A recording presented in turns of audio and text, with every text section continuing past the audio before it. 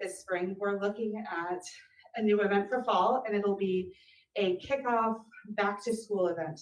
It'll be different than Silver Mile of previous years because we want to do something that really instills pride in everyone in our district. We want to welcome everybody back, remind them that the teachers and the schools are there. We're going to do a big kickoff at Penn High School the Saturday after school starts. Aaron Liniski's been working with me to coordinate all that, and it's greatly appreciated. I think it's going to be a really exciting event to remind everyone what the foundation offers and to help draw in people and get them excited to be back together in person and excited about what we're trying to accomplish. So thank you all so much for your time tonight. I appreciate it, and I appreciate all of your support. Well, we appreciate you. We've all been looking forward to seeing you and meeting you in person. Thank you so much for preparing all the grants and presenting them to the board for approval. So do I have a motion to approve the awarding of the 2020 PHM Educational Fall Grants to PHM teachers and staff at the amount of $11,932.72 as presented? I so move. Second. Mr. Beeler, how do you vote? Aye. Mrs. Galloway, how do you vote? Aye. Mr. Garrett, how do you vote? Aye. Mr. Riley, how do you vote? Aye. Ms. Roach, how do you vote? Aye. Mr. Woods, how do you vote? Aye. And Mrs. Gates, how do you vote? Aye. Motion carries by a vote of 7-0. See, look at there. Your first presentation, you get a unanimous vote. Thank you all so much. I appreciate it. It's great to meet you in person. Nice to meet Take care of yourself. Thanks for your service to the Educational Foundation. Next up is our consent agenda. Dr. Thacker. Thank you, President Riley and Board of Trustees. The administration recommends approval of the 11 items appearing on the consent agenda.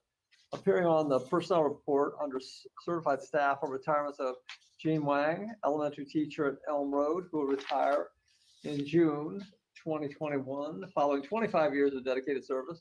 Kimberly Poling, Penn High School teacher, will retire in June 2021, following 29 years of dedicated service. Deborah Gertner, elementary teacher at Madison, will retire June 2021, following 31 years of dedicated service. And Nancy Loth, Penn High School teacher, will retire in June 2021, following 23 years of dedicated service. Appearing on the personnel report under classified staff is the retirement of Tamara Webster, custodian at Mary Frank, who will retire April 30th, 2021, following 32 years of dedicated service. On behalf of the board administration, we wish Jean, Kimberly, Deborah, Nancy, and Tamara the very best in their upcoming retirements. Thank you, Dr. Thacker. Board members, do you have any questions about tonight's consent agenda? Hearing none, do I have a motion to approve the February 22nd, 2021 consent agenda as submitted? So moved. Second. Mr. Beeler, how do you vote? Aye. Mrs. Galloway, how do you vote? Aye. Mr. Garrett, how do you vote? Aye. Mr. Riley, how do you vote? Aye. Ms. Roach, how do you vote? Aye. Mr. Woods, how do you vote? Aye. Mrs. Gates, how do you vote? Aye. We'll show that the consent agenda has been unanimously approved. And we'll move on to our instruction report items for the evening. Dr. Thacker. Thank you, President Riley and Board of Trustees.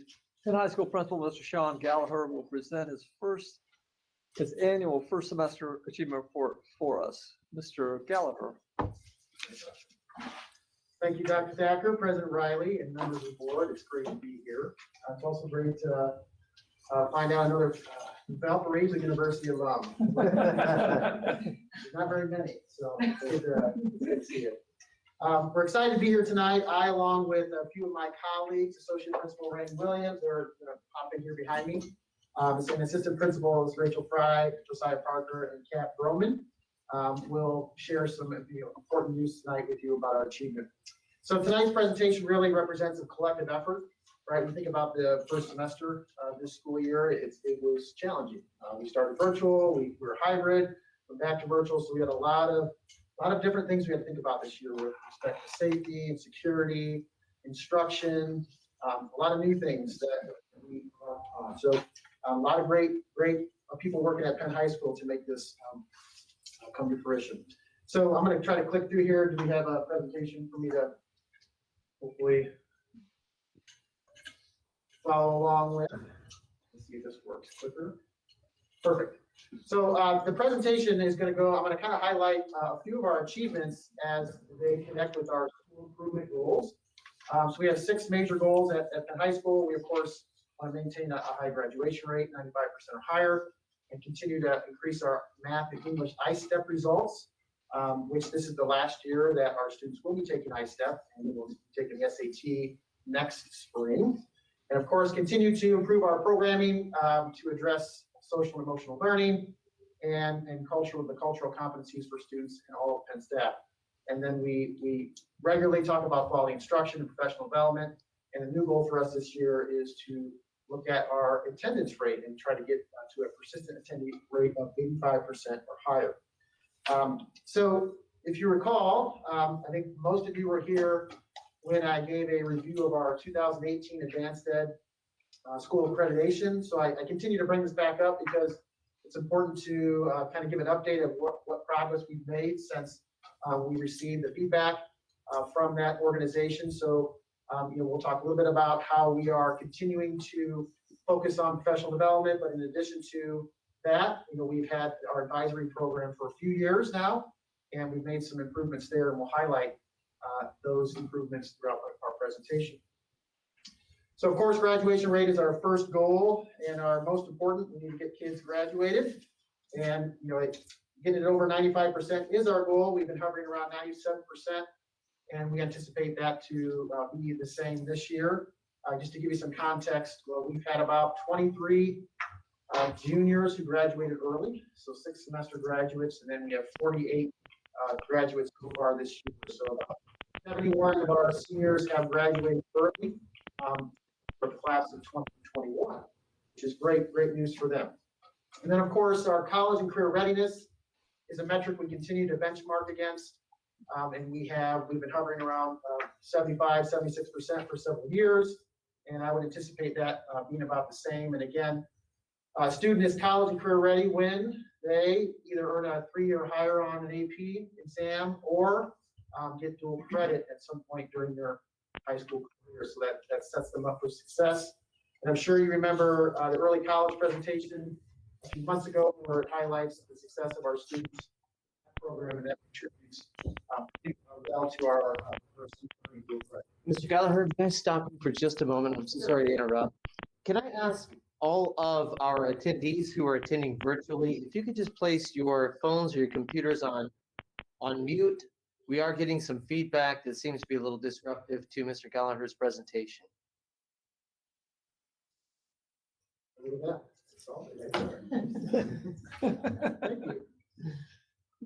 I appreciate that.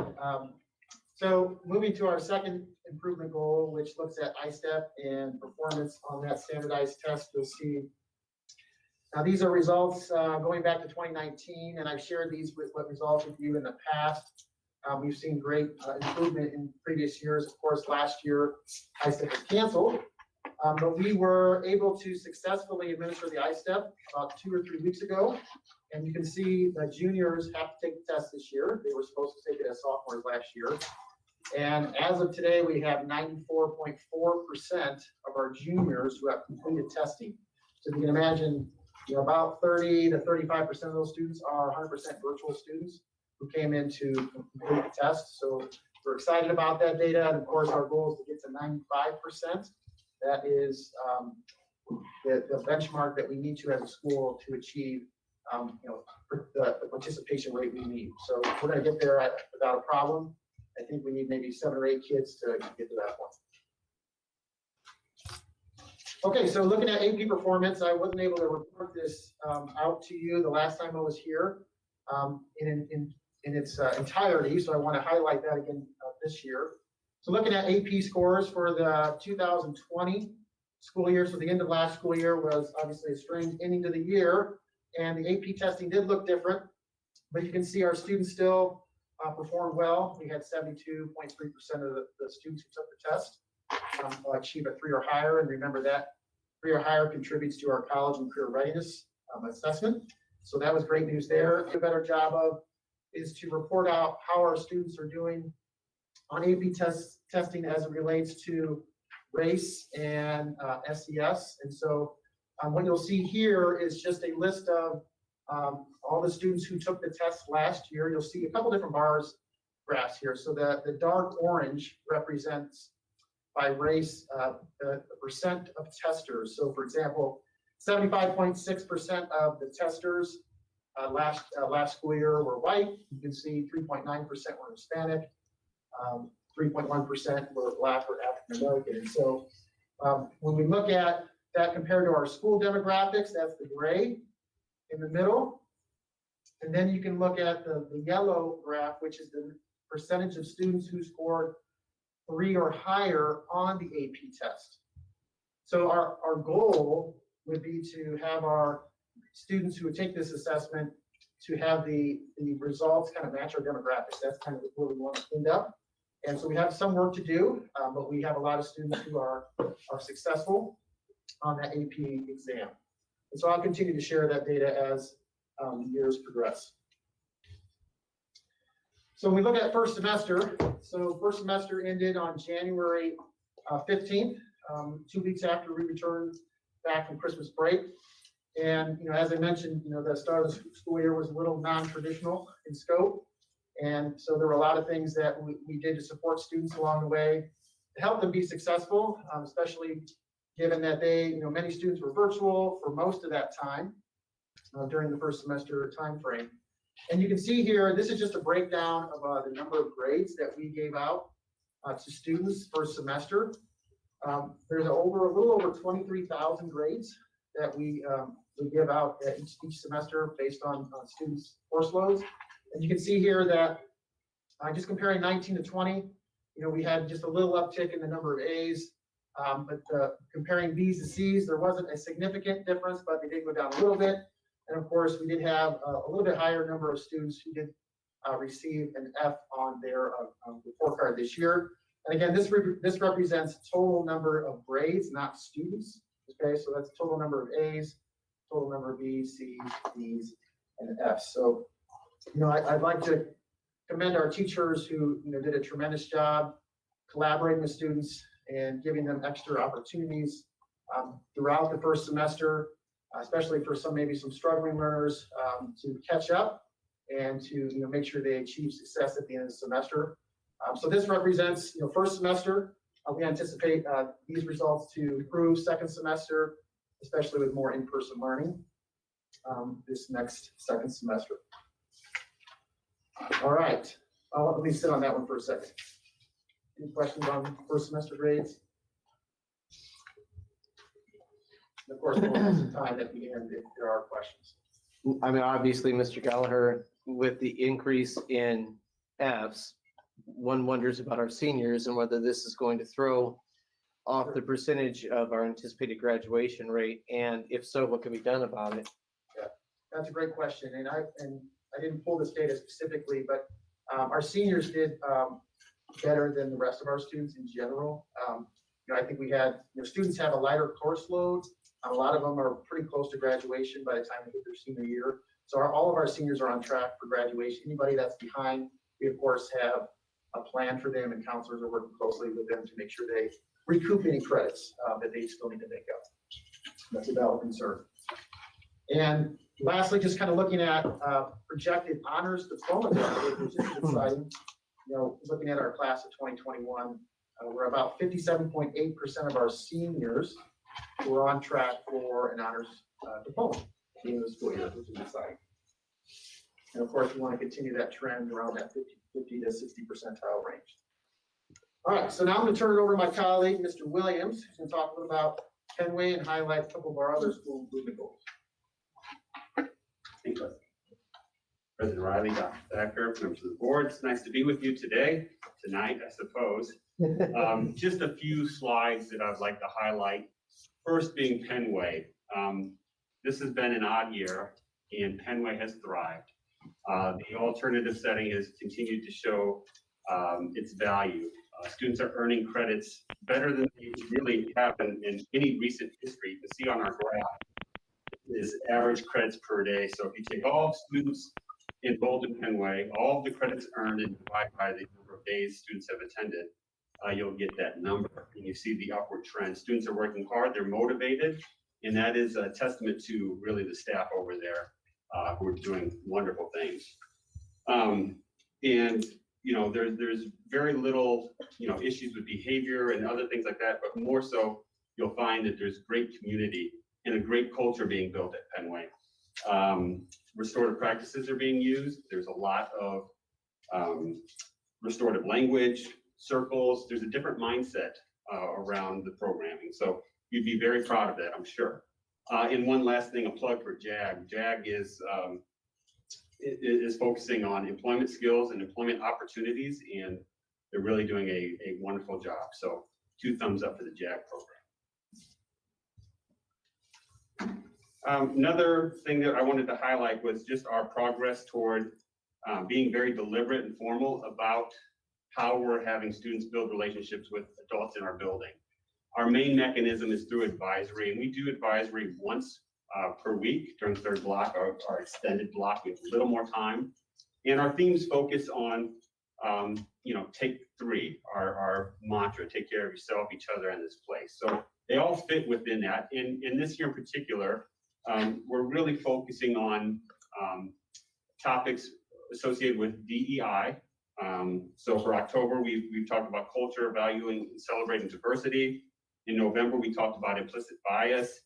In December, microaggressions and racism and anti-racism is a February topic. These are our formal strategies, the formal things that we're doing, along with many informal things that come along with the normal school day. Just the ins and outs of teaching, whether it's clubs, athletics, different student groups, we all have an opportunity to make a positive impact. And the last thing I just wanted to highlight real quick is our work towards a greater cultural competency. So we've really focused on growing our people.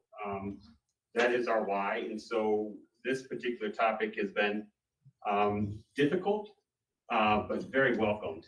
I think we are doing this through our teacher leadership meetings. And what we find is that we're having conversations, we're considering new perspectives, we're considering different perspectives than we normally may have. And we're making progress with this dedicated and focused topic here. And this also supports our ongoing PD with our staff and our advisory lessons as well. And we know that this is just the start and that we have much work to do, but you'll see the list of topics that we've already discussed, and we're continuing down this path this year.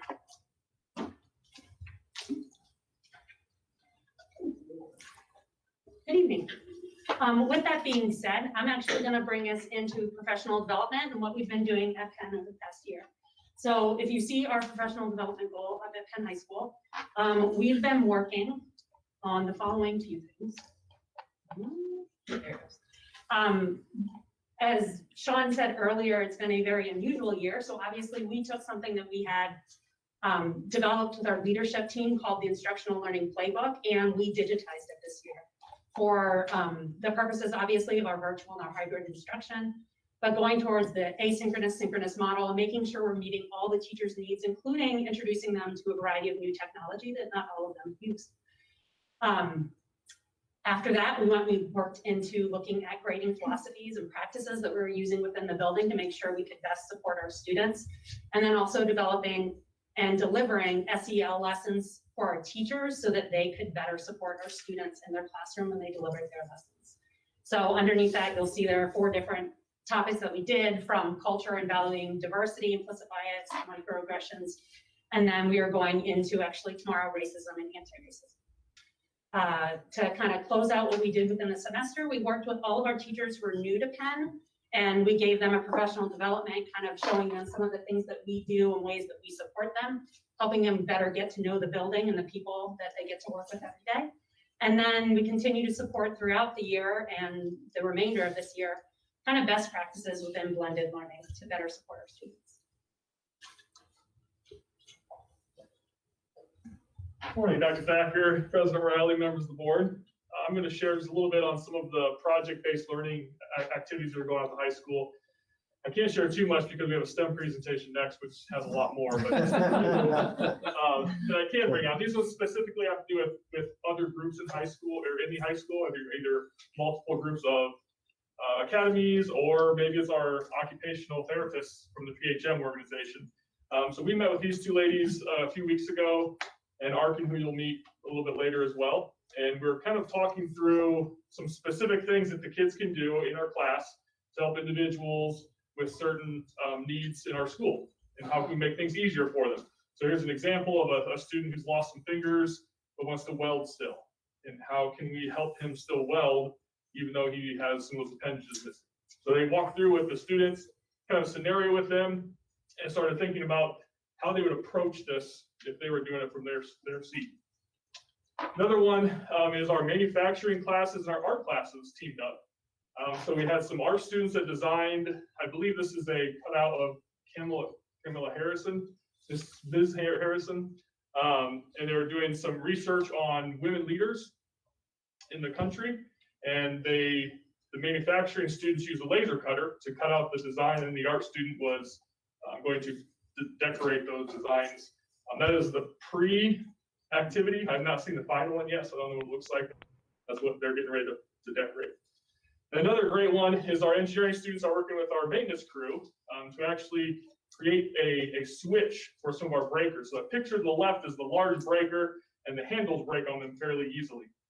So instead of purchasing more, which can be fairly expensive, they work with our engineering students to actually design a handle that can go onto those. We 3D printed them and put those on so they can turn their breakers on and off.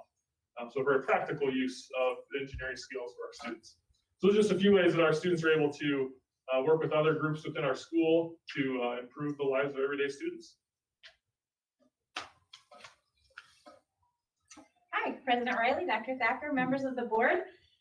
I am starting off by telling you about our Teachers of the Month. So this is year 3 of our program that we partner with local Homes for Heroes through McKinney's Realty. And each month, the administration and some of our leadership team gets together and nominates a teacher. We send them a rationale for why we chose them. They come in at a designated time. We surprise them in front of their students and with their class, and get to celebrate all of the things and thank them for the things that they're doing in our building.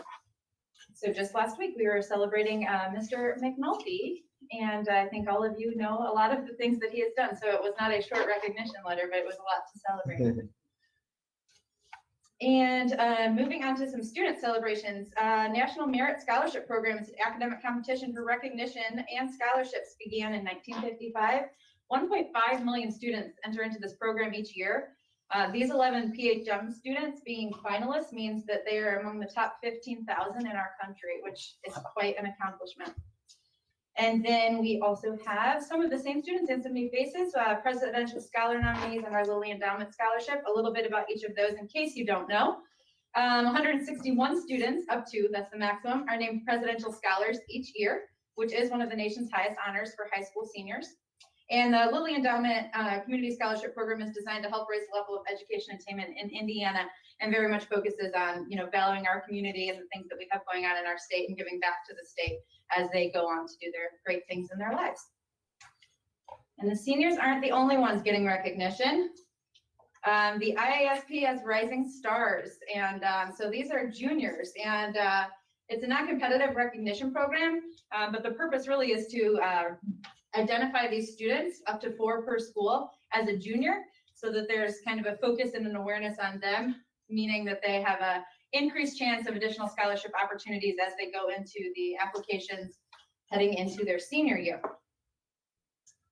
So from academics and over to athletics, it's just like everywhere else, our athletics looked different this year, very different.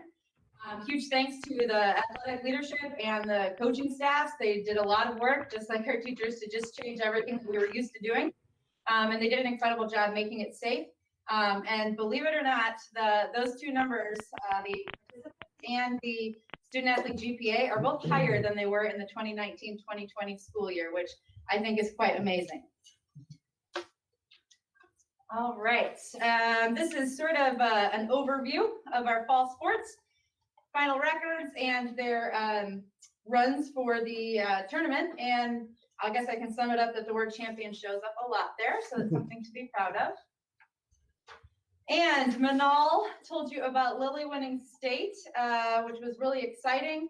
Her time was actually the 3rd fastest time in the history of girls swimming state finals for the 50-yard freestyle event, which is really quite an accomplishment. And spectators weren't allowed for this, but the Fry family had a front row seat in our living room, so it was really exciting to cheer the team on. So with that said, I will turn it back over to Mr. Gallagher to close. Thank you. Thank you, Mrs. Fry. So we just wanted to give you a snapshot of the many different things that are happening within the walls of Penn High School. It's a busy place, but we have a lot of great people dedicated to excellence and making sure our students achieve excellence. And really, this is just a reminder, we did get our state accountability grade. I don't think I formally shared it at the end of in the summer when it was, actually it was in the fall, but we did get an A from the Indiana Department of Education, which is exciting. And they based most of that on our graduation rate and our college and career readiness numbers that I shared earlier today. And then finally, we're a 2020 Best High School named by U.S. News World Report based on their rankings. And so I'd be remiss if I didn't share that again. That's an important accomplishment that we've received, and it's based on, again, performance on ISTEP, our standardized tests, graduation rate, and of course, AP success, which I highlighted earlier. So that is our first semester achievement report. We'd be happy to answer any questions.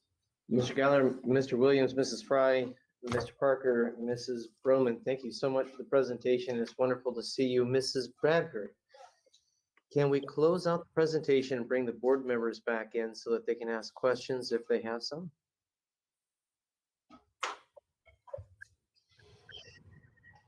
I do have a question, if you're ready. Hang on just a second. Yes, Mrs. Roach. Actually, I have two questions, Mr. Gallagher, but before I ask my questions, I have to tell you that when I took a look at this presentation, especially those ISTEP scores, I thought, I need to benchmark these scores. I really have no point of comparison. And so I dug into some IDOE data, and I looked at the high schools in St. Joseph County, and I simply could not be more in admiration of the work that you and your team of educators and staff members, all the work that you've done at Penn. You have outperformed every single public and private school in this county except for one. And that school has about 200 students and has an entrance exam and a fraction of the socioeconomic diversity that we have at Penn High School. So you didn't come out and say it, but I just want to come out and publicly say that Penn High School is a community treasure, and the work that you all are doing is extraordinary. And as a parent, I am grateful, and as a school board member, I'm proud. So thank you. Okay, you're welcome. Now my two questions. The first one is, I was pleased to see about 4 out of 5 students at Penn are passing the the ELA, the language arts, ISTEP, and I know we're moving to the SAT, but our math scores were notably lower. So my question, you don't have to answer it instantaneously, maybe think about it and potentially, or just give me your initial thoughts about what types of things would need to be done to get our math score up into the range of our language arts score. Yeah, that's a great question. I don't think I need to think real long on that one. Or a math guy. Yeah, well, I think we're transitioning into a new assessment, so we're going to be spending a lot of time making sure we understand what the SAT is expecting of our students, because that'll be the new assessment we're benchmarked against.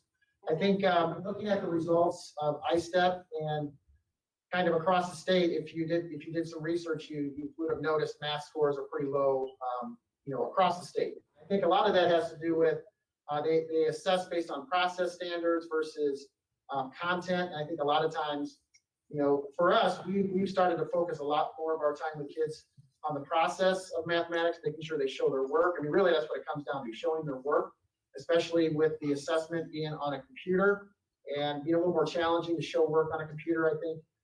So we'll definitely be looking at, the way the SAT is going to be assessed, and making sure that we, of course, have a prescribed curriculum for kids. Like, kids are still going to take the math class that is best for them, but then during those especially the junior year, make sure that we're formatively assessing students and any student that might have some deficiencies, making sure we're kind of, pre-teaching and making sure they're up to speed on those standards. So in general, I think it's going to be a new process for us to look at the SAT. Our SAT scores have historically been, students are doing well, but we don't have all of our students taking the SAT test. So we need to get all of our students well prepared for that assessment. Thank you.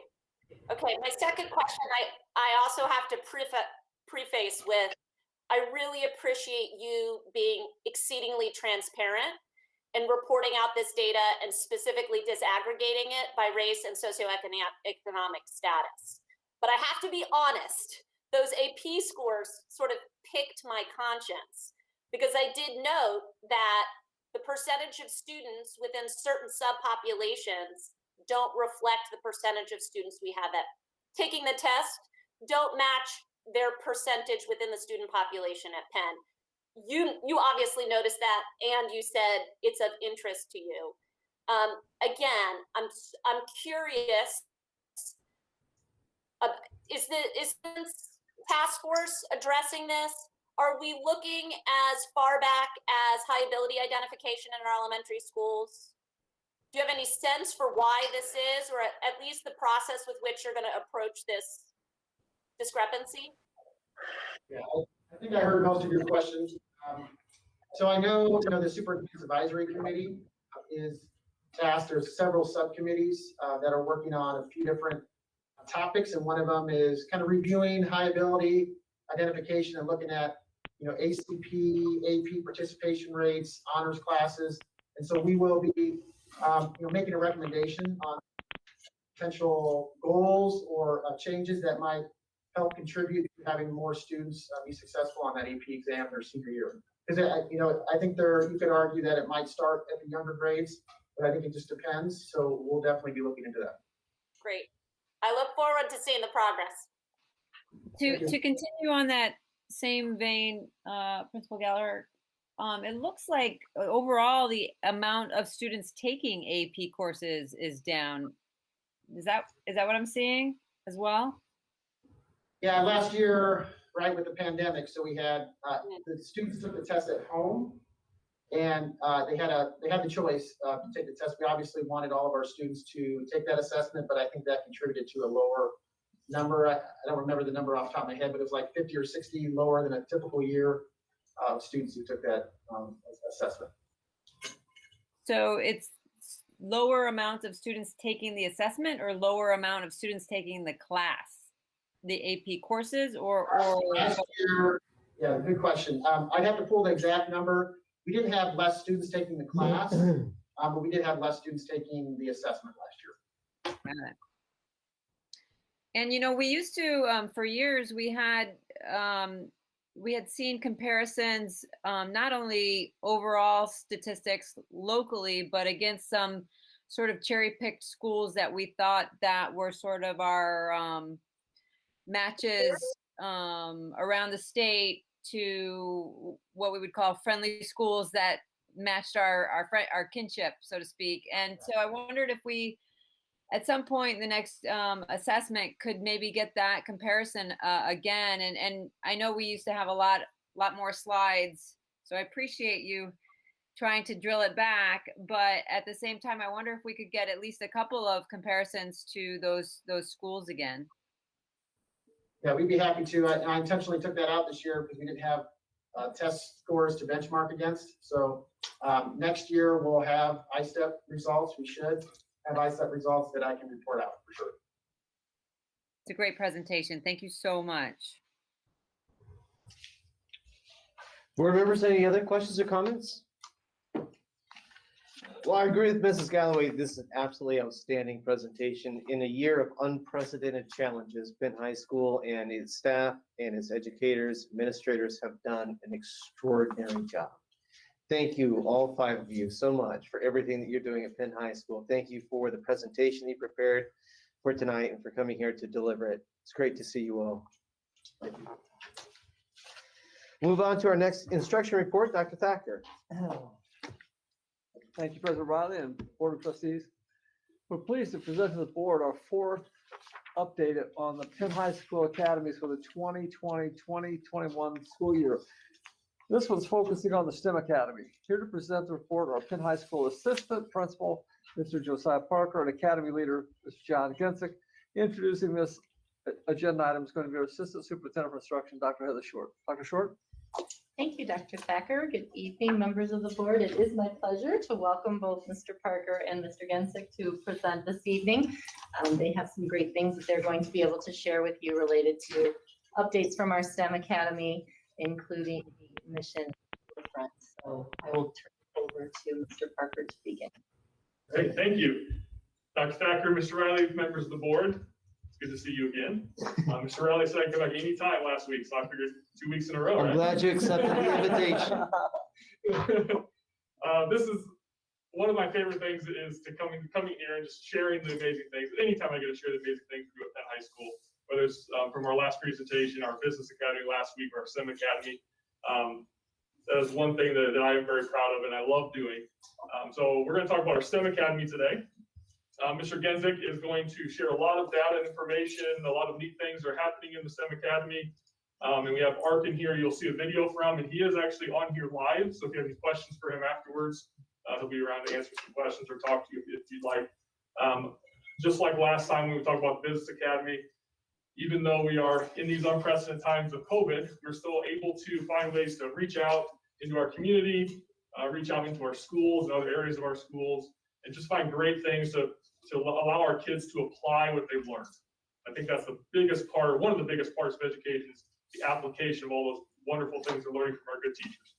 So I'm going to turn it over to Mr. Gensick, our Academy, STEM Academy leader. Good evening, President Riley, Dr. members of the board.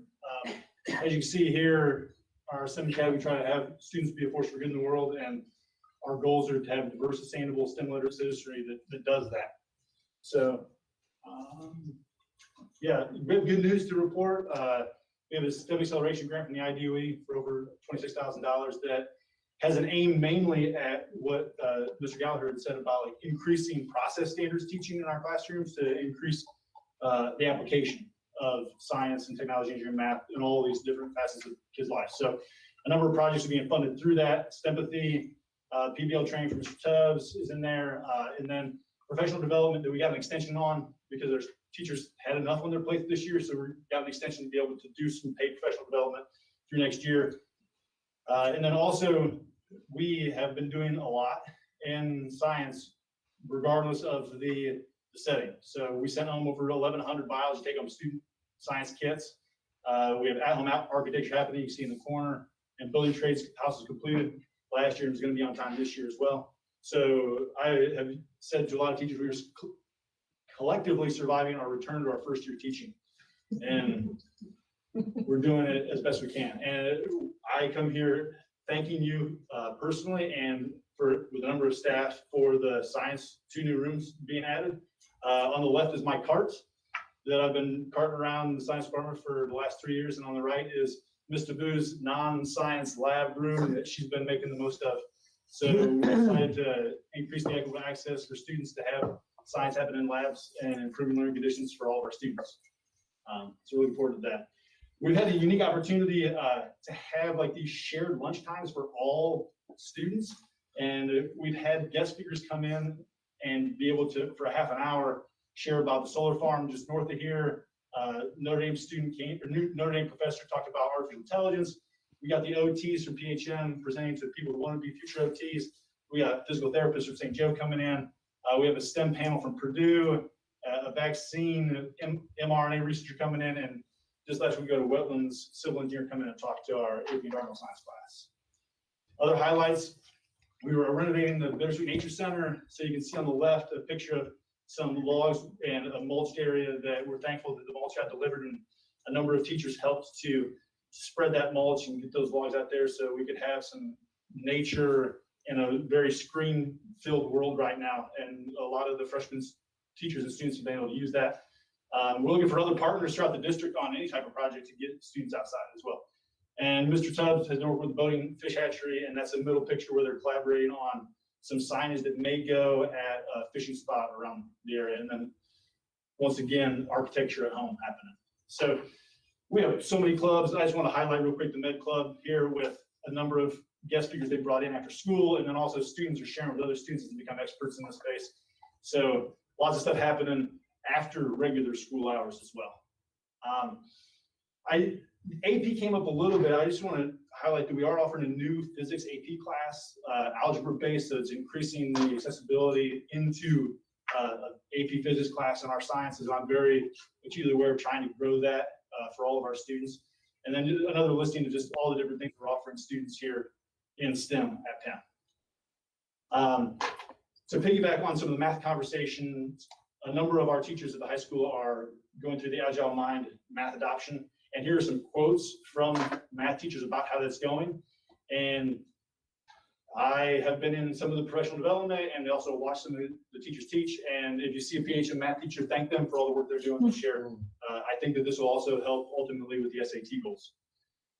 So last January of 2020, I had the chance to travel with a group of STEM students to Florida to present at the ATIA conference, which is about assistive technology. And David Simonetti in the center here, I didn't want to share a polished picture, right? Like I saw him work with lots of other students and go through phase after phase of iterations of presentations, and he won a Governor's STEM Award, one of 4 students throughout the state of Indiana.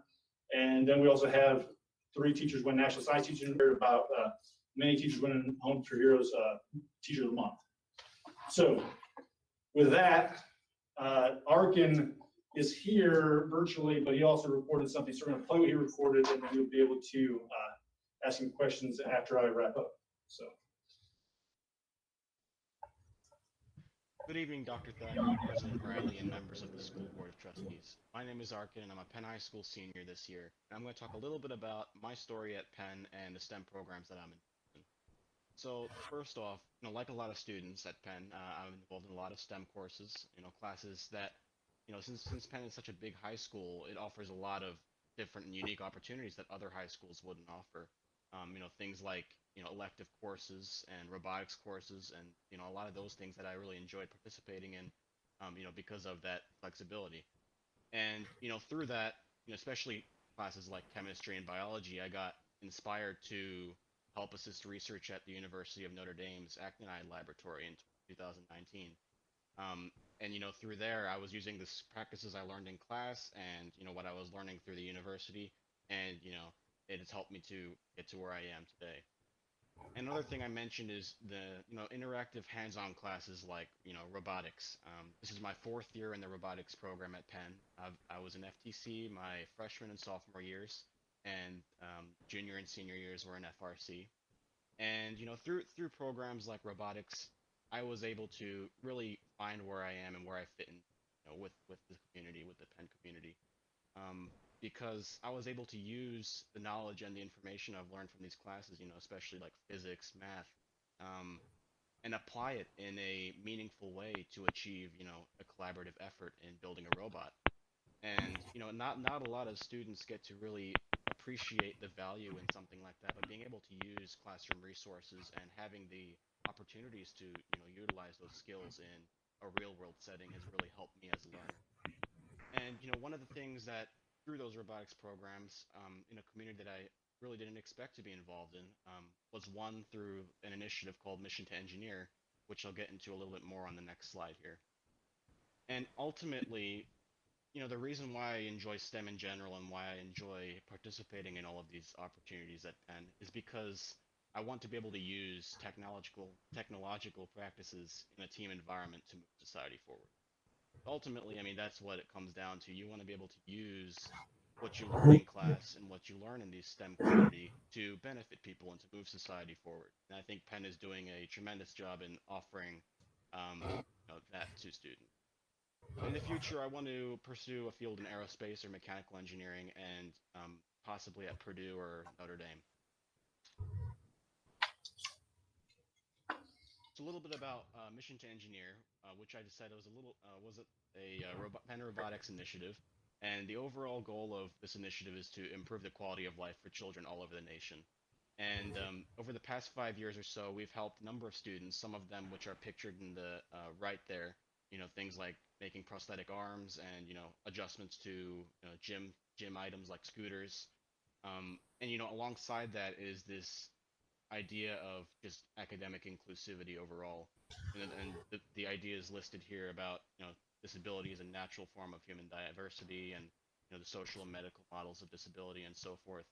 And basically, this is important to recognize because not only is being able to use STEM important, but being able to use it and understand the potential impact of it, to help these families and these students is very important to keep in mind. So that's upmost in my mind, and I'm very grateful for the opportunities that the STEM programs at Penn have offered for me. So I'll wrap up real quick here. Part of what Arkan's working on right now is in the midst of this ability inclusive mindset through the NORA project, where myself, Mrs. Zimmer, Ms. Bristow, Mr. Shellhart, we got training this past summer related to trying to just in general, grow this idea that mission engineers had to make things more inclusive, to make our whole school a little more inclusive. And in order to do that, they have these beliefs and behaviors that have been a guidepost for myself and Arkan and Ms. Zimmer. And accessible spaces being better space, number one belief, which is partnered with intentional and creative planning. Inclusive activities being richer activities, which fits directly with stepping outside of our own comfort zone. And then all human lives have equal value, ties in with demonstrating empathy. So this, I feel, ties in together a lot of the DEI work and also a lot of the SEL work into how we go about being a force for good in terms of being intentional and creative planners, stepping outside of our comfort zone, and making Penn be the best place it can be for all of our students. So I saw Mr. Northern give a very well done defense of fine arts. And I think that for STEM, when it's used for a force of good, it helps move society forward in an inclusive, understanding manner where we are career prepared at the same time. So throughout this pandemic, our teachers have been doing their best every day to make the most of every situation. And I think in science, especially, there's more work that has to be done in our schools and throughout society. And we are thankful for your continued support. And personally, I'd like to thank you for the DI resolution and your continued urgent commitment to remediate inequities, and I look forward to your continued support in that work as well. So with that, Arkan's here, I'm here. Any questions you got? Can we bring back the board?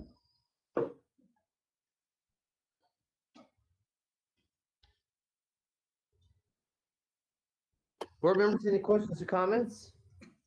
Mr. Jensick, I would just say that I hope Dr. Matt Closer at the University of Notre Dame has seen this presentation, and if not, I hope you share it with him. Certainly will. Other questions or comments? Do we still, is Arkan still on?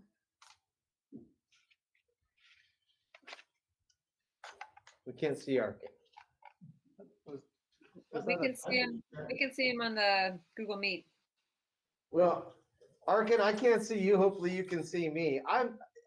Thank you so much for joining us tonight and spending your time to bring us a student perspective on STEM. I'm just curious what your favorite experience has been in STEM. Oh, it's my honor. Thanks for having me. My favorite experience. So, I mean, like I said, robotics was, a major opportunity for, my education, of course. But I think just helping kids through STEM. So in particular, like the stuff we did through Mission Engineer, using engineering practices to physically make, life-altering, innovative solutions for kids that, couldn't either afford it or get access to that customized technology. So, being able to change a family's life or, even a single child's life, means the world for me. So, that's my passion and where I lie with, my STEM efforts. Well, I can tell Mr. Ginzik's commitment to being a force for good has certainly made an impression on you, Arkan.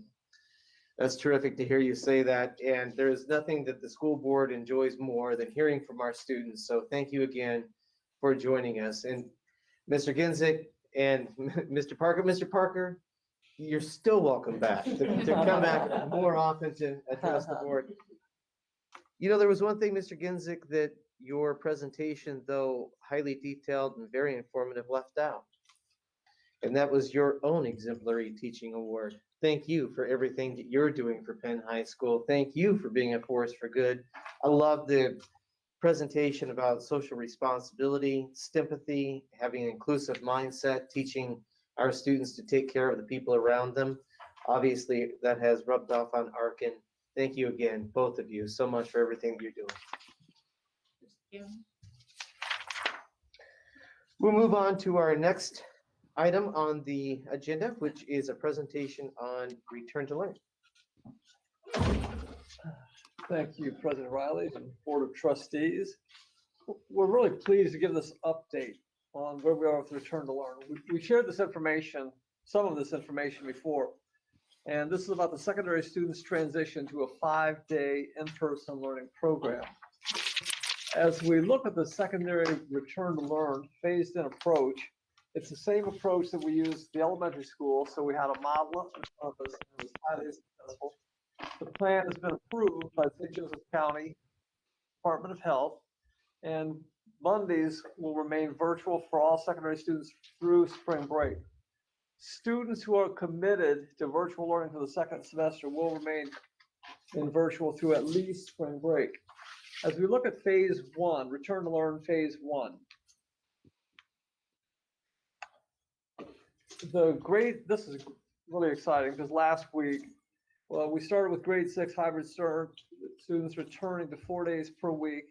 And it was actually 3 days because we had an inclement weather day.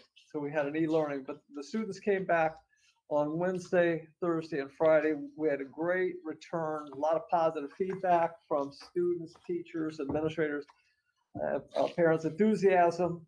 And then, of course, we went to with grade 9, they did the same thing, phase again. The grade 9 hybrid students returned for last week for 3 days. It's really the 4-week model, 4-day per week model, but they were there for 3 days. And the same thing, positive feedback from everyone. And then I want to share some data with you.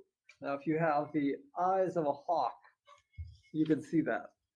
But I'll share with you, it's so exciting because when we think of all the 6th graders in hybrid who came back to school, the possible attendance is in the top frame, the actual attendance was in the middle, and the percent attendance. So I'm going to just read from Discovery, Grissom, and Schmucker, the aggregate average. 98.74% of the students were present. That's better than we usually have.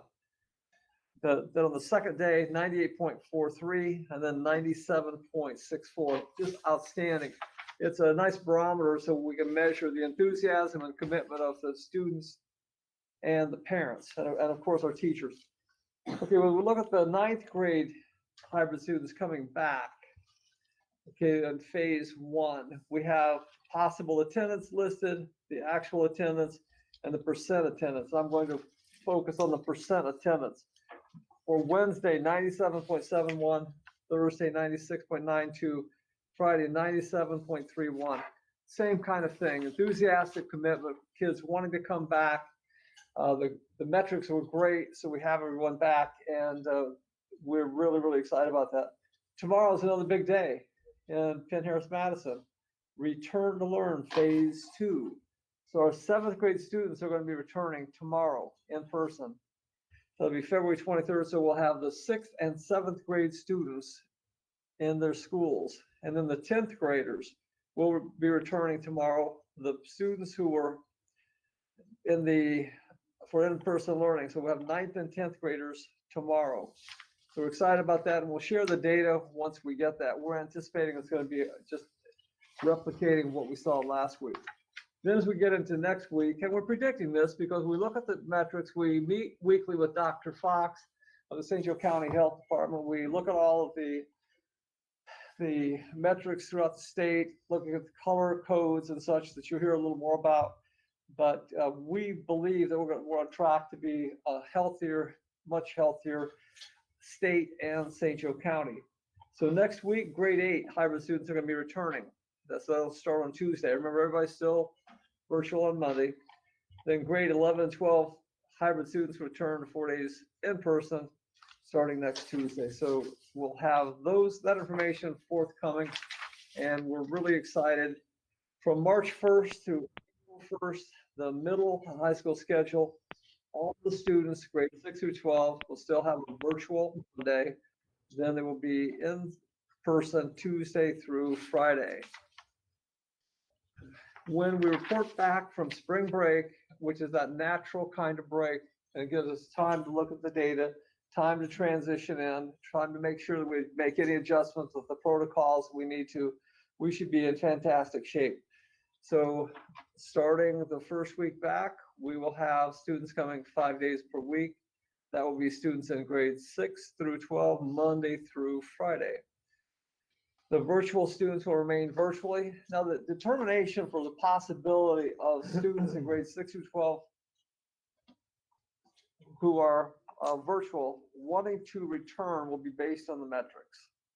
We continue to be guided by the metrics and the evaluation of internal data and approval for the capacity of the St. Joe County Department of Health. Trying to make sure that we can continue to offer a very, very safe environment and successful for high levels of learning. Okay, this will continue to be under review. Consideration for any changes would occur no sooner than after spring break.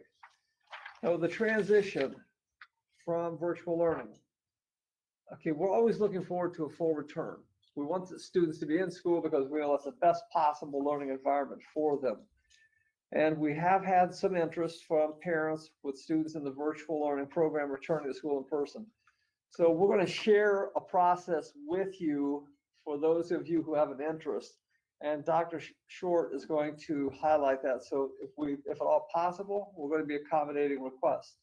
And we'll give you the timeline, and that'll be, well, she'll share the information, Dr. Short. Thank you, Dr. Thacker. Yes, we are excited to talk about a waitlist for virtual students. So we have created a Google form, and we will post and share that with everyone so that parents of virtual students are able to indicate interest to us regarding the return to face-to-face learning. So in order to do that successfully, we will continue to work with the St. Joe County Department of Health so that we can monitor our metrics, determine future capacity, and then determine timelines moving forward. So more information will be coming on that after we continue our conversations with Dr. Fox. As we look to changes in the learning environment, again, we are consistently utilizing the same guideposts that we have been for several weeks now. So the recommendation from the St. Joe County Department of Health and the Indiana Department of Health, the Back on Track framework, availability of human resources, and then the academic calendar. So when we look at recommendations from the St. Joe County Department of Health and the Indiana Department of Health, we know that these are the experts and they are the most well-informed and equipped to interpret the data and make informed recommendations to us related to the safety of all of our constituents. And we also met with Dr. Fox last week, and we do meet with him weekly, as Dr. Thacker has mentioned. And he gave us some recommendations related to secondary classroom potting. So he described secondary classroom potting as the idea of assigned seating in each of the secondary classrooms for the entire spring semester. And then doing that would limit the variety of interactions and keep a consistent group of students together in each class in order to mitigate spread as much as possible. So we will. Dr. Short, yes. I'm so sorry to interrupt you. That's okay. We are getting feedback from the speaker that's right over Mr. Beeler and me. It's, even though we're just a few feet apart, it makes it very difficult for even us to hear you. Is there a way that we can kill the speaker sound in the boardroom without the microphones being muted?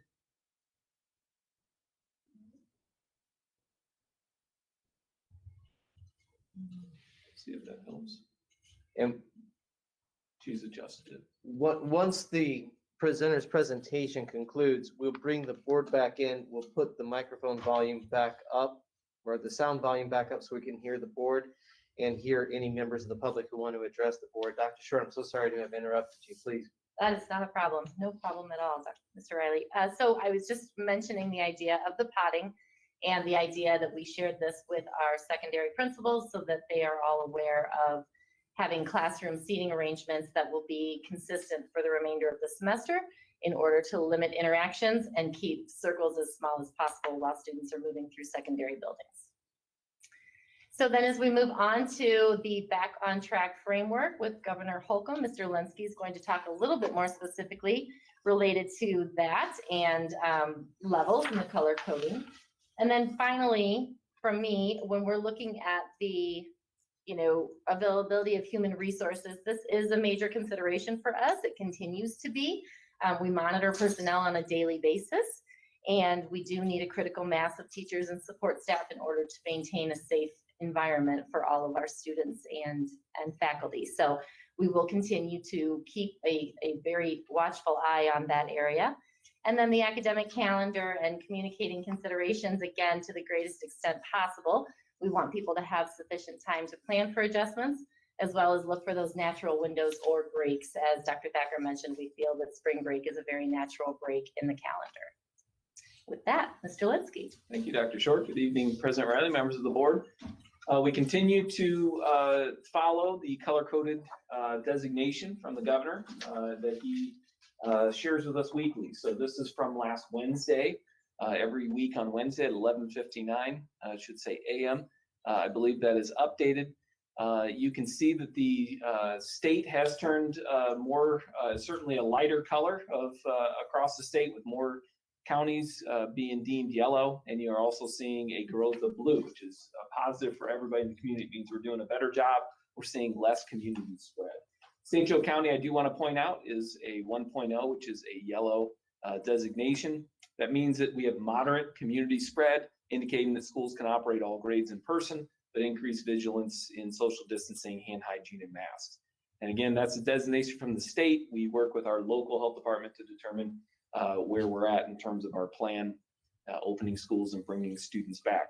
Our safety protocols have not changed. We tend to focus on a lot of areas, but specifically we want to make sure that we're social distancing to the best of our abilities. We are wearing masks at all times. There's been adjustments even at the secondary level in physical education classes, making sure that we're adjusting the rigor of those classes with the increased density. We're making sure that students are not eating snacks in the classroom at the secondary level, and those are only done in the cafeteria. Hand sanitizer continues to be a norm. We also have hand washing. Additional custodial hours continue, making sure that our buildings are disinfected each night, prepared for the next day. We have used electrostatic sprayers in all of our buildings, including the one that you're in now. And we do ask that parents continue to be vigilant with those self-screenings in the morning, making sure that you're keeping your children home if there's a risk of any of those identified COVID symptoms. So we continue to follow the metrics to evaluate our next steps. The state of Indiana's color-coded county rating is really our first priority. Second one is looking at internal data, and we again share that with Dr. Fox weekly. For all of our data is located on our dashboard for full transparency to all stakeholders, and that's updated daily. And then we're continuing to evaluate our building capacity, and we look forward to those conversations with Dr. Fox and what we can or cannot do moving forward. And weekly meetings will continue, and we'll keep everyone posted and updated. See. Thank you. I'd like to say thank you to everyone for making it possible for our students to return. Our teachers have been absolutely magnificent the whole year. Our parents have been great. The students are just enthusiastic, cooperative. We have virtually no mask violations. The kids are unbelievably good. And our highest priority is safety, for physical and psychological safety for our students, faculty, and staff. And the goal is to get the students back to school in person as quickly as we possibly can. So again, appreciate those partnerships with parents, teachers, and students, that great triangle we have, the Indiana Department of Education, the Indiana Department of Health, St. Joseph County Department of Health, and the St. Joe County Health Systems. So we're excited about tomorrow morning and looking forward to more transitions back to school. Thank you, Dr. Thacker. Thank you, Mr. Linsky. Thank you, Dr. Short. At this point, why don't we exit out of the presentation? Let's bring the board back in, and we'll cross our fingers and put the volume back up on our boardroom speaker. And board members, do you have any questions or comments for the administration? Hearing none. I do note that we have two of our members of our public who have signed up to address this particular topic of tonight's agenda. Before I turn the platform over to them, there are 3 items on tonight's agenda during which members of the public can address the board. So let me go ahead and just read our general guidelines for public addresses to the board at one time, so I don't have to read them on 3 particular times. So anyone wishing to address the board on general topics is invited to do so under this item without registering. A time limit of 3 minutes shall be enforced for persons wishing to speak. Our board attorney, Mr. Jeff Johnson, will keep time and will alert you as your time is expiring. It is requested that names and addresses be stated at the beginning of such comments. Individuals may speak only once during this section of the agenda. Personal issues are not to be addressed during open sessions of the board. Concerns about individual employees of the district should be brought to the superintendent or his designee. The board does not respond to questions or comments posed during the hearing of visitors or during remarks made to the board. With those guidelines in mind, what we'll do is we will take comments from members of the public who are here in the boardroom, then we'll go outside the boardroom to anybody who might be gathered outside the boardroom, and then we will, Mrs. Bradbury, check to see if there's anybody who is visiting us by our virtual stream who would like to address the board. So first up is Mrs. Sarah Petty.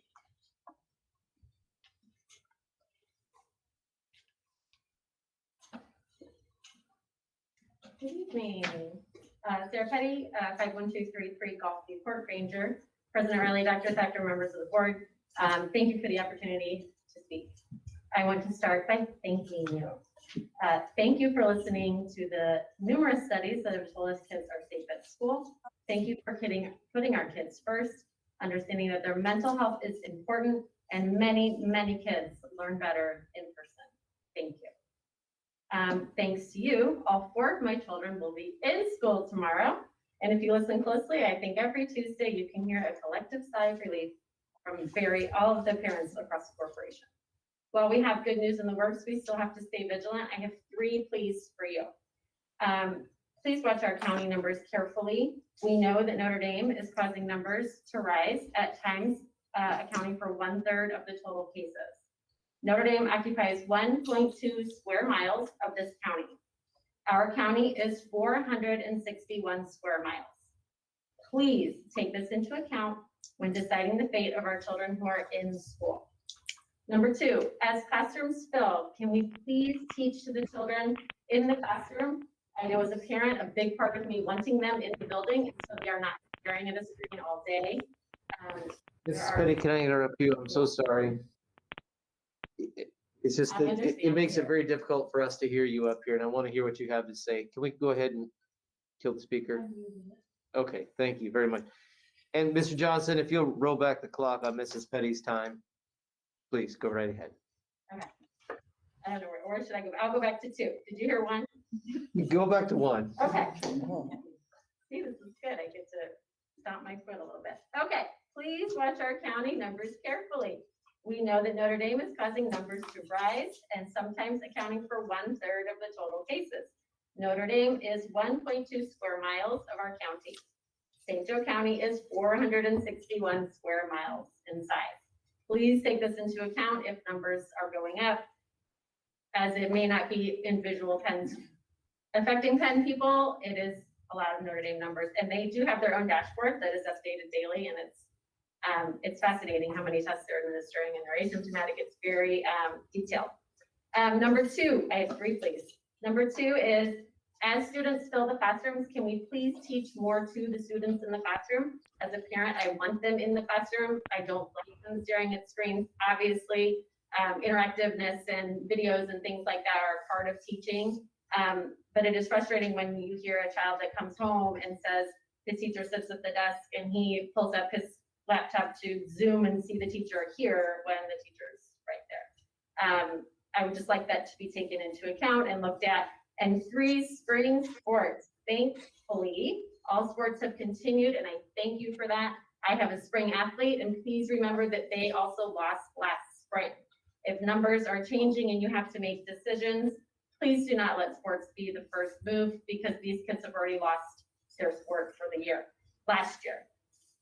They do not need to lose another one.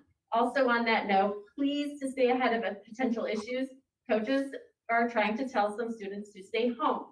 They are relating the risk of contact tracing to the success of their sport. The decision to go to school or not should solely be in the parent's hands. The parent decides their child needs to be in school and the coach is telling them to stay home. The student is in an impossible situation. Our kids, I think we can all agree, have been through enough. Again, I thank you for your service and your action and also what you put in. Thank you very much, Mrs. Petty. We appreciate your presentation. Next up is Mr. George Bashura. Mr. Bashura might be joining us online.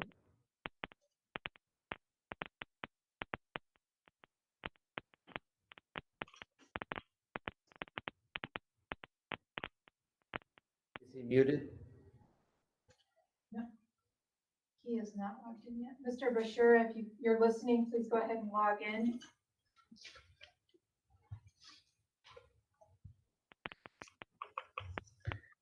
Mr. Bashura, we'll give you a few seconds to log in, and while we're giving you those seconds, I'll ask if there's anybody else who is present in the boardroom who would like to address the board on this Yes. particular agenda item. Take this agenda item, you have to sign up to address by board policy. I think it might be a moot point, because I don't think anybody else is here to address the board on this one. Okay. Is Mr. Bashura with us? There he is. Yep. Mr. Bashir, you'll need to unmute yourself. Good evening, Mr. Riley. Good evening. Good evening, Dr. Thacker and members of the board. First thing I would like to say is thank you for letting me spend some time with you this evening. I want to say that my daughter is thrilled to be back in school. I double checked with her this afternoon and I asked her, so how do you feel about being back in class? And she goes, I'm so glad to be back. From having some hesitancy to going back into class, but to actually now be doing it, she's just thrilled. So thank you very much for opening up the school and letting my daughter return for her freshman year. I just want to relay the same concern as the previous speaker, and that's in regards to the numbers that you're seeing out of the University of Notre Dame. Please don't jump the gun if it comes to making decisions because the numbers are on the rise. It's a completely smaller subset of the county. And once again, we should be focusing on the numbers at large versus on a segment of the county, but has a larger impact on the county numbers. And lastly is, I need you again to please continue to think about the impact of having a single teacher, of trying to teach online and teach in the classroom at the same time. The students in the classroom and online deserve that same face time that they would be getting on a regular basis. With that, I want to say thank you again for this time, and I look forward to talking to you folks in the future. Mr. Bashura, thanks to you. We appreciate you joining us tonight via the video stream and also addressing the board. We really appreciate your feedback. Okay, that item was presented to us tonight for informational purposes. We'll move on to our next item, which is a business action item. Excuse me. Dr. Thacker. Thank you, President Riley and Board of Trustees. Chief Operating Officer, Mr. Aaron Linsky, is seeking approval on the engagement letters for professional services related to the district's 2021 building improvement projects. Mr. Linsky? Thank you, Dr. Thacker. Good evening, President Riley, members of the board.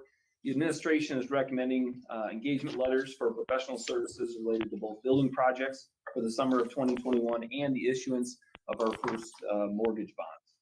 First, the administration recommends hiring Fanning Howie to provide architectural design and engineering services related to classroom furniture and improvements to Bittersweet Elementary, which actually began in 2020 and will continue in 2021. The work will be scheduled to complete this summer. The total cost of the contract is an hourly rate not to exceed $5,000. Second, the administration recommends hiring Schmidt Associates to provide architectural design and engineering services related to mechanical HVAC improvements at Bittersweet Elementary, their gymnasium, cafeteria, and kitchen. This is a part of the 2021 projects. I know, Mr. Beeler, you had inquired as to which projects we'd be moving forward. This is one of those. The work is scheduled to begin this summer. As much as I'd like to say it'll be completed before kids start, depending on the time frame of when that unit can be ordered after it's spec'd, it's likely we'll get all of the work inside done, but not set that unit until could be into the fall, depending on when it's available. The total cost for the design, engineering, and project management is $30,000 plus reimbursable fees not to exceed $5,000. Third is approved at the January 25th board meeting. Sender and Company will function as our financial advisor for PHM as we move forward with the sale of the 2021 bonds. The Business Services Department must establish the type of sale that we will use. Historically, we've used both competitive and negotiated methods. We are recommending Stiefel, Nicholas and Company as our underwriter. We are reviewing the bond market and each method's pros and cons. Jerry Hawkins, our Executive Director of Business Services, and I both believe that the best solution will be a negotiated process again this year. The commission for Stiefel is generated at the time of the sale with no direct cost to the district.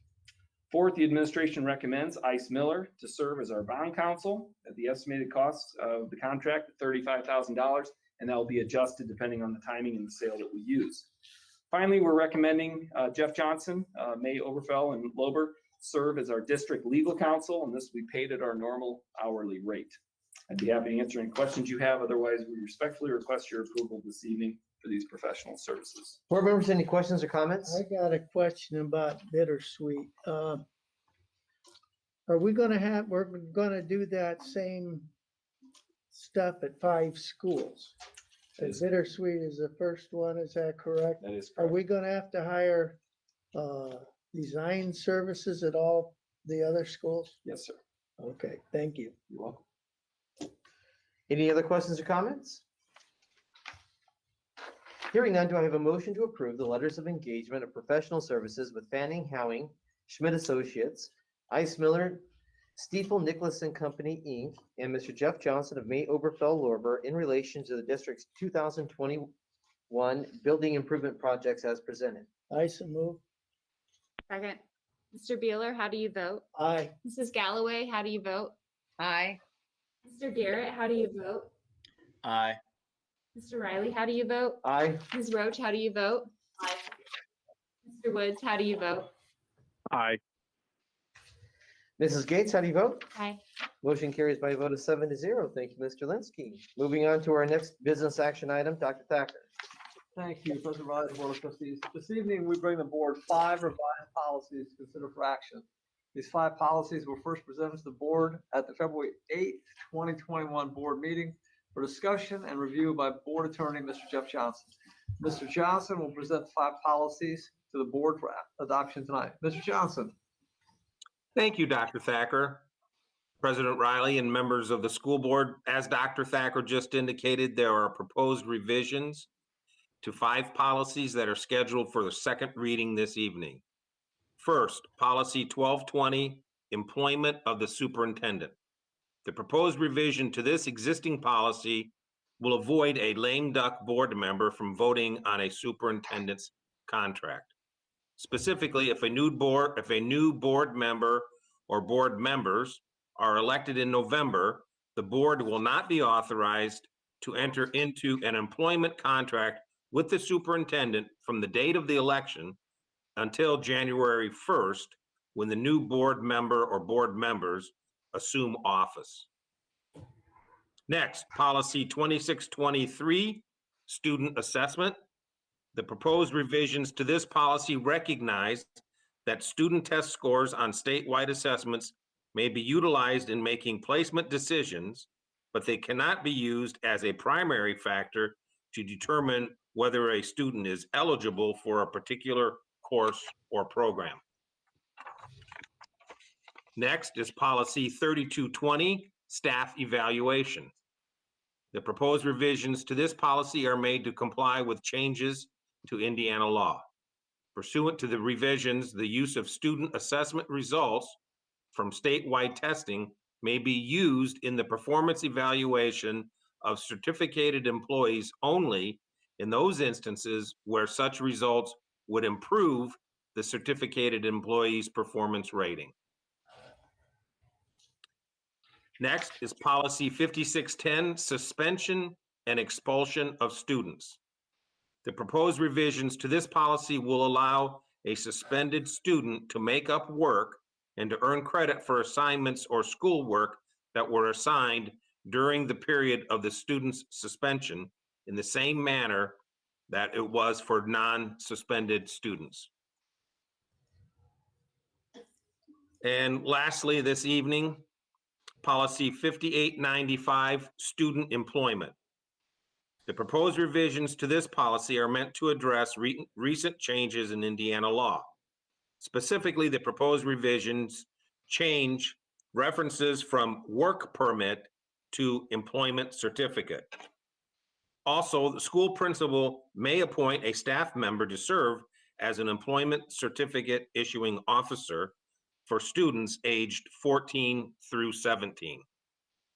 Before issuing an employment certificate, the student must present 2 documents.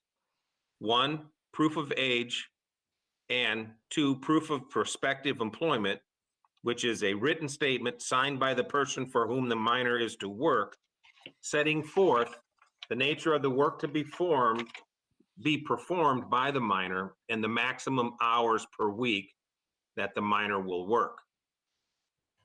A question was raised at the last meeting whether a student that is working as a part of his or her school curriculum needs to obtain an employment certificate. The answer is they do not.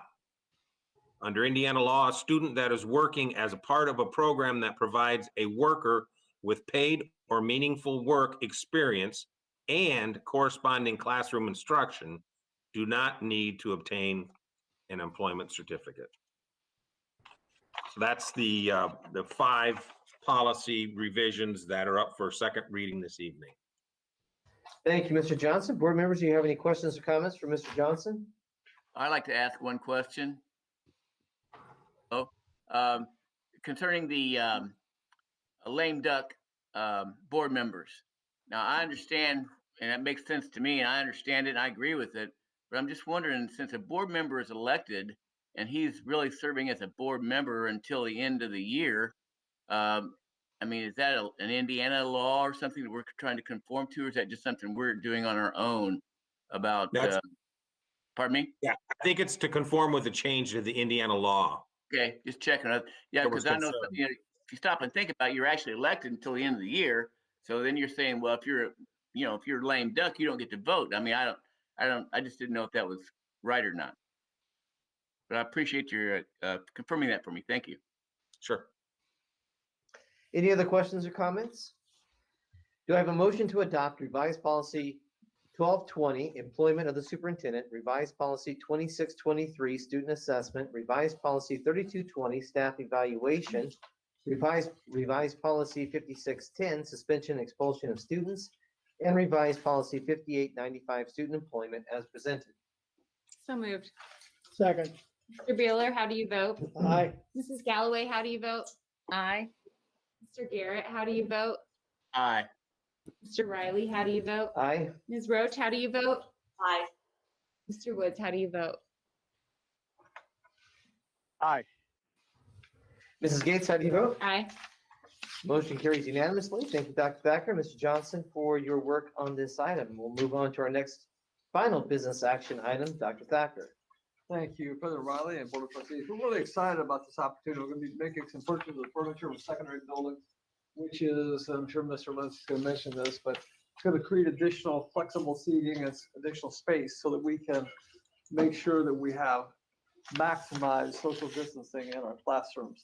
So Mr. Linsky, Chief Operating Officer, is going to present a request for approval for the purchase of furniture items for our secondary buildings. Mr. Linsky. Thank you, Dr. Thacker. Good evening again, President Riley, members of the board.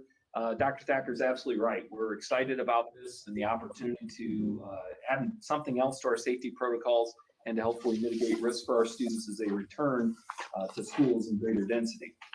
For our middle schools, we're recommending the purchase of 1,970, it's called mini diamond desks. They were actually piloted at Grissom Middle School since the start of the year and have been overwhelmingly supported by staff. Recently, these desks were delivered as an example to both Grissom and, to both Schmucker and Discovery Middle Schools. And again, the staff has been very positive in supportive of getting these for the classrooms. The desks provide the ability to be individual for every student now and can be rearranged to be a collaborative table to be used in the future. These will be purchased utilizing the National Cooperative Purchasing Alliance, which is NCPA bid process. That's a national bid process that allows us to do to not have to go through the normal competitive bid process. The total price for this project is $306,532, and we're recommending Lee Company be our vendor. Delivery is expected to begin in roughly 15 business days. It will have several allotments due to the size of that order. At the high school level, we're recommending the purchase of 160 Uno M desks. These are currently what we're using at the high school. It's a slightly smaller top to be utilized in some of the classrooms that have greater space challenges. These will be purchased also using a national bid pricing with Omnia partners for a total price of $26,200. To VS America, which is in care of Sharp Schools Services, and delivery for those, because it's a much smaller delivery allotment and we've already put a hold on them, is actually within, could be up to as soon as 5 business days. These are going to be purchased out of the operations fund under capital improvements, and I'd be happy to answer any questions that you may have. Board members, any questions or comments for Mr. Linsky? Hearing none, do I have a motion to approve the request to purchase secondary building furniture as presented? I so move. Second. Mr. Beeler, how do you vote? Aye. Mrs. Galloway, how do you vote? Aye. Mr. Garrett, how do you vote? Aye. Mr. Riley, how do you vote? Aye. Ms. Roach, how do you vote? Aye. Mr. Woods, how do you vote? Aye. Mrs. Gates, how do you vote? Aye. Motion carries by a vote of 7-0. I'd like to take a moment on behalf of the board to thank the administration, Dr. Thacker, Mr. Linsky, Dr. Short, and all the administrators who worked on this. This was a purchase of furniture that occurred in a very short period of time that was very thoughtful, very creative, and helps to assist the school corporation's implementation of our return to learn plan. My compliments, the board's compliments to you all. Thank you very much for your work on this. Move on to our next item, which is a business operational services item. Dr. Thacker. Thank you, President Ryan and Board of Trustees. This is the first reading of new or revisions to board bylaws and policies. Mr. Ryan Snoddy, PHM's Neola Associate, met with PHM's Board Policy Committee on December 16, 2020 to review the current update of the board policies. I have the distinct pleasure of serving on the Board Policy Committee with Board Attorney Jeff Johnson, Board Policy Liaison Mr. Chris Riley, Mrs. Lucia Ramey, and Mrs. Rochelle Bradbury. Following the committee's review, the revisions and additions have been processed in-house to get the policies in pre-adoption format, which is what is being presented to the board tonight. There are 4 revised policies scheduled for a first reading this evening. These 4 policies are the second and final group to undergo revisions from this most recent update. I would ask Board Attorney Mr. Jeff Johnson to present the 4 policies to you. Mr. Johnson. Thank you, Dr. Thacker and President Riley and members of the school board. As Dr. Thacker indicated, there are proposed revisions to 4 policies that are scheduled for a first reading this evening. The first one, Policy 2700, Annual Performance Report. The proposed revisions to Policy 2700 will allow the school corporation the option to publish a summary of the annual performance report in the local newspaper as opposed to the entire report.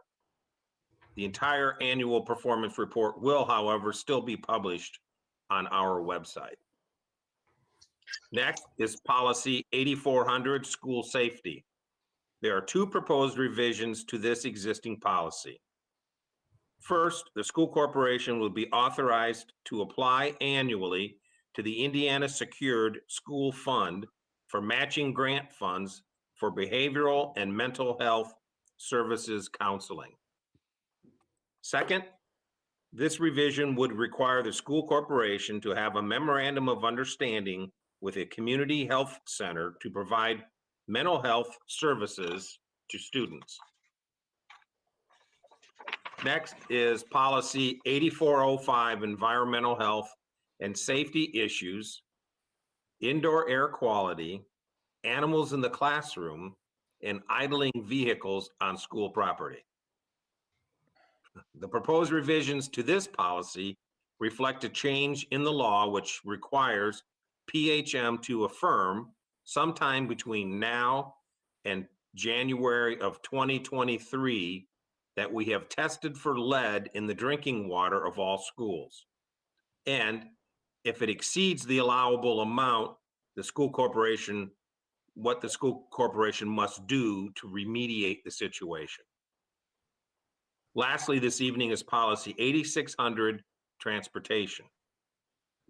The proposed revisions to this policy reflect that special purpose buses can be used to transfer students from one school to another school. They may also be used to transport students and their supervisors, including coaches, managers, and sponsors, to athletic and other extracurricular school events, including field trips. If the number of passengers is 14 or less, the driver can be a regular licensed driver. If there are 15 or more passengers, then the driver must be a CDL certified driver. And that concludes the first reading of these 4 policies this evening. Thank you, Mr. Johnson. Board members, any questions or comments for Mr. Johnson? I have one quick question on policy 2700, the annual performance report. I know that we're just catching up with the allowance of them now allowing us to just put a summary in the local newspaper and then putting the full report on the website, but will we also be able to put a direction to our website in the local newspaper? I would just hate to take a step back on our transparency is my only thinking, and making sure people are aware of where they can find it. That's a good point. I'm certain at the end of the summary, we could put for the full report, visit the website. All this is doing is giving the school corporation the option. We can still publish the entire report. But I don't know what the benefit is of a summary in the local newspaper. I mean, do we save a few bucks on the ad placement? That's what it was. Yes. Yep.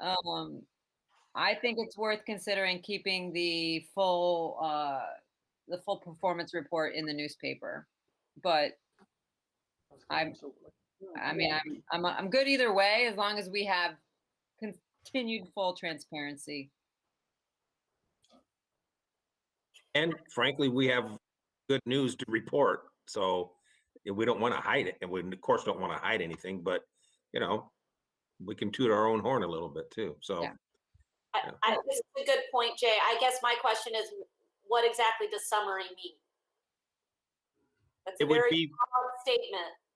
Yeah, it would be whatever the administration drafts to summarize it. There isn't any guidance that it contain a subsection of this and a subsection of that. It would just be, my vision would be a short summary of this is what overall the annual report.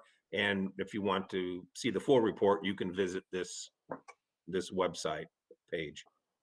But we can still put the full one in. All this does is give the option. Gotcha. Dr. Thacker, I would take you and the administration's lead on this no matter what, as long as we still had some direction to the website. Thank you. When we think of our major goals, we have a vision of excellence in PHM. We talk about our triangle of success, and there's no question that we do phenomenal work. I'm really proud of the work of the teachers, parents, and the students.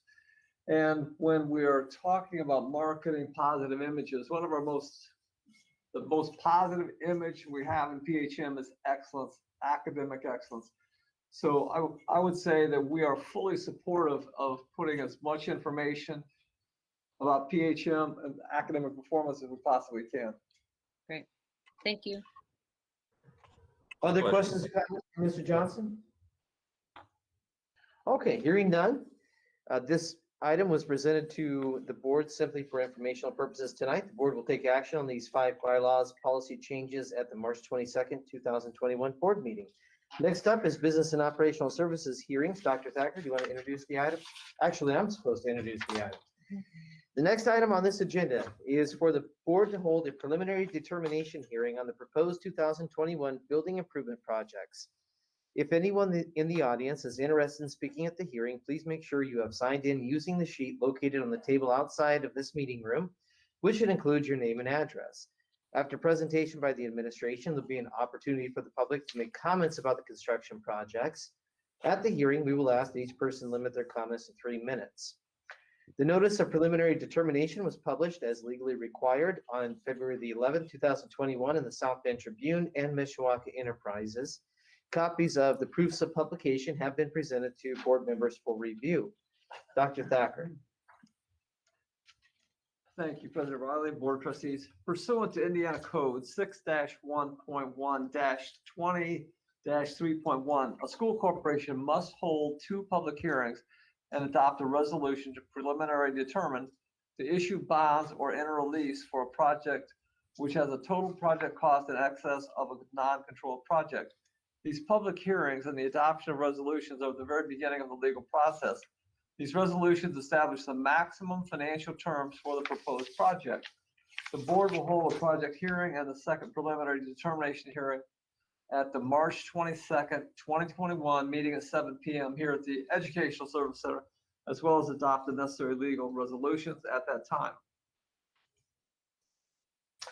We'll now hear from our dear friend, the Executive Director of Business Services, Mr. Jerry Hawkins, about the process for determining and communicating the project to the community and the need for the projects. Mr. Hawkins will also share how the proposed project meets the needs of the district, how the proposed project will be financed, as well as information about the effect of the typical property taxpayer. Mr. Hawkins. That's a mouthful. Thank you, Mr. Riley. Members of the board. Yes, this is part of our normal process. We've done this numerous times in the past, and we've already presented to you the many projects that we are looking at fulfilling. And this project would be done through a lease program. And we're asking your authorization to enter into these bonds and issue lease and issue those bonds. Be happy to answer any questions you have. I mean, you've seen the projects. We've talked about them in the past. Any questions for me? Board members, questions for Mr. Hawkins? Hearing none, we will now open the public hearing. Remember, if you'd like to speak, please sign in on the sheet which is located outside the table of this meeting room. As I mentioned earlier, we ask that you state your name and address. Limit your comments to the proposed projects and keep any comments to 3 minutes to avoid being repetitive if possible. Is there anybody who would like to address the board? Then I'll open the public determination hearing on the 2021 lease financing for building improvements. Is there anyone in the audience who would like to address that item? Hearing none, then thank you, Mr. Linsky. Thank you, Mr. Hawkins. We appreciate your time and all that you have done for the advancement of these 2 projects, and we will close the preliminary determination hearing on the 2021 lease financing for building improvements. Please note that this is just the first step in the legal process. No board action is legally required at this hearing. Rather, this hearing is solely to hear public comment. The board will continue to work with the administration as professionals to look for the efficiencies to conserve tax dollars while meeting our educational needs. As Dr. Thacker previously mentioned, the board will hold a project hearing and the second preliminary determination hearing at the March 22nd, 2021 meeting at 7 p.m. here at the Educational Services Center, as well as adopt any necessary legal resolutions. We'll now move on to our next item, which is board reports and requests. Board members, do you have anything to report or request? Hearing none, then we'll move on to the hearing of visitors. Is there anyone in attendance who would like to address the board? Hearing none, Then we'll go on to our announcements. Next regular meeting of the Penn-Harris-Madison Board of School Trustees will convene on Monday, March the 22nd, 2021 at 7 p.m. here at the Educational Services Center. Do I have a motion to adjourn tonight's meeting? I so move. Second. Mr. Beeler, how do you vote? Aye. Mrs. Galloway, how do you vote? Aye. Mr. Garrett, how do you vote?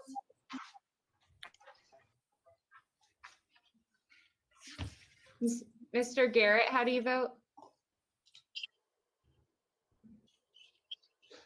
Aye.